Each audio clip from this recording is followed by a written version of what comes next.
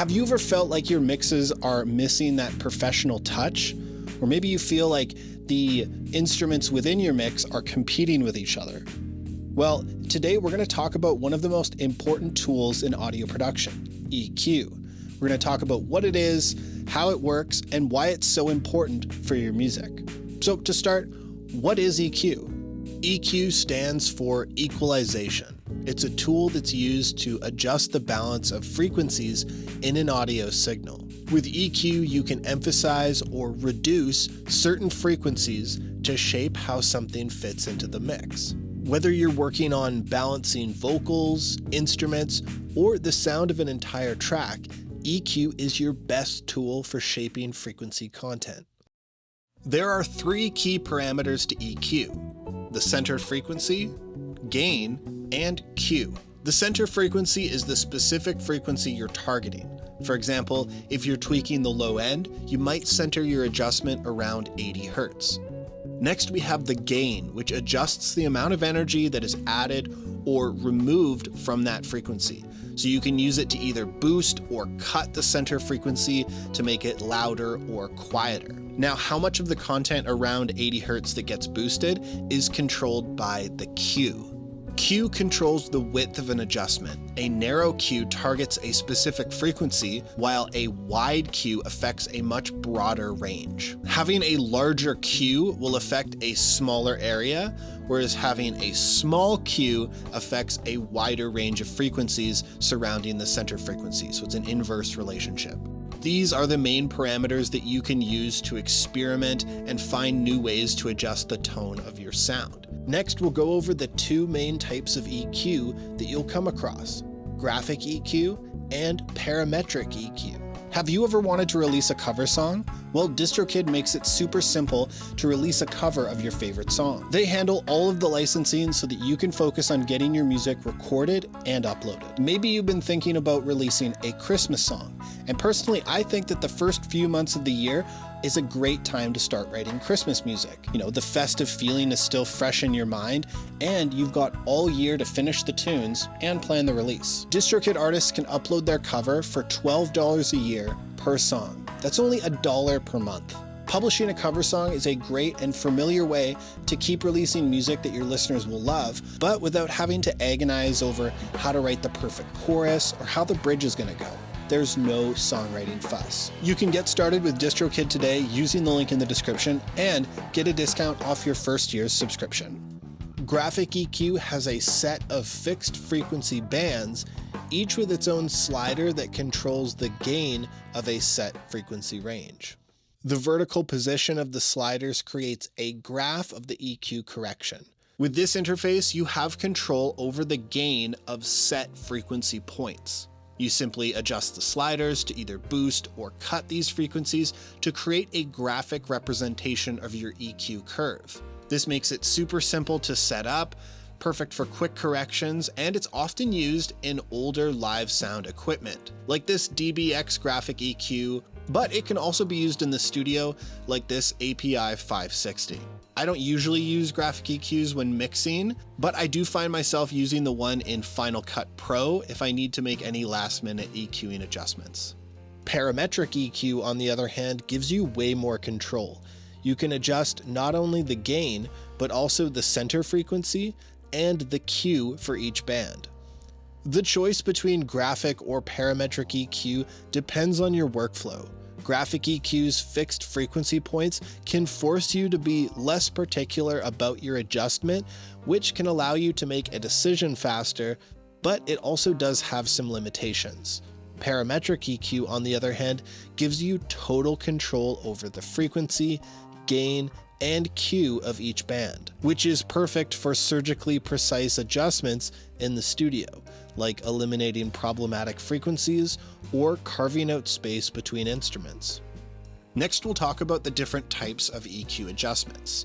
The most common is the bell. This focuses on a specific range of frequencies, and you can use it to surgically fix or enhance specific areas in your mix. This is what's typically used in graphic EQs, but it's also a pretty common mode in parametric EQs, especially for the mid-range. Then we have shelving. This boosts or cuts frequencies starting at a specific point, and it affects everything above or below. So it's great for shaping your lows or highs as a whole. This is what you'll typically see in like an old car stereo. You have a bass shelf, a mid bell, and then another high shelf. So if you want more bass, typically you're boosting everything below 80 or 100 hertz. For the high shelf, you might be boosting at around 10K or 12K, maybe even higher. And then in the middle, sometimes you'll have like a selectable mid bell where you can boost or cut and pick a specific mid-range center frequency. And the third type of EQ adjustment we're going to talk about is filtering. We have high pass and low pass filters. Both are used to remove unwanted frequencies. So a high pass filter is going to remove low end rumble below the target frequency, whereas a low pass filter is going to remove anything above a target frequency. So just to go over the difference one more time, shelving EQ is for reducing or enhancing the top or bottom frequencies, and filtering, either high pass or low pass, is used to completely remove anything past the cutoff. Now, when it comes to mixing with EQ, remember this rule of thumb: boost wide and cut narrow. And more often than not, a clean mix comes from strategic cutting. Cutting with EQ helps clean up the mix by removing specific unwanted or unflattering frequencies. You can achieve this by using a high Q value to create a narrow notch over the offending frequency, leaving the area around it untouched. Boosting, on the other hand, enhances frequencies to bring out nuances in tone or color. It's most effective and more natural sounding when applied over a wider area, using a low Q value.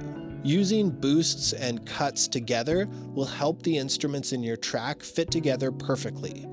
Now, have you ever had instruments that seem to clash or sound muddy together? That's called frequency masking, and it happens when two sounds occupy the same frequency range and compete for space. EQ helps this by carving out room for each instrument to shine.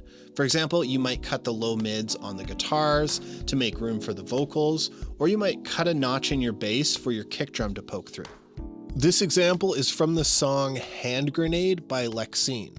I've got two basses in the chorus. One is choppy and more rhythmic, whereas the other is more of a consistent throbbing bass pad. You're a hand grenade, a cannonball, yeah. Strong TNT. Let's begin by finding the fundamental of the first, more rhythmic bass and give it a gentle boost.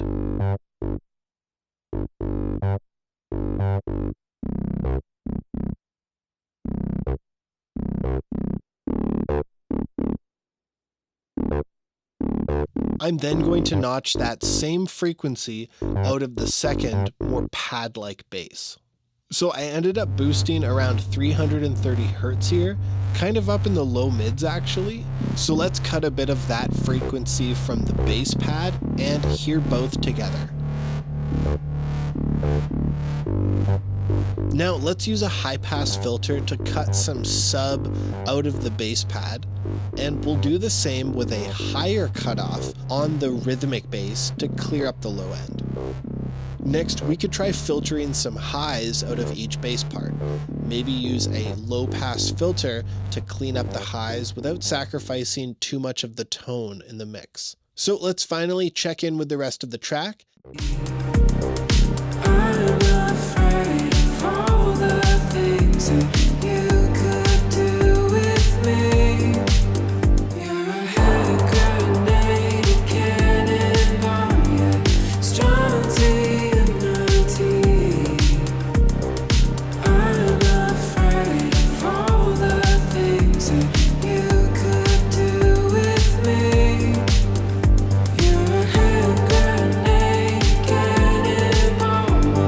Stop until Right on, so both bass parts sound clearer and more focused, with the more rhythmic one on the left here providing depth with punch and oomph to the lower mids, and the one on the right here, adding a consistent pad of bass with both upper mid-range tone and deep low end. Now, here's an important point to remember. EQ is not a substitute for arrangement. So if your song is feeling cluttered, consider simplifying the arrangement first. EQ can help to refine your mix, but arrangement is the foundation of a great track. So I hope you found this video helpful. Leave a like if you did, and consider subscribing if you want to see more videos like this one. In the next video, we're going to talk about some common problem areas to cut with EQ, from cleaning up vocals to tightening up your bass and drums. So keep an eye out for that. Thank you for watching, and I'll see you in the next video. When all we do is talk, talk, talk, it's not my fault. I can't get enough of you.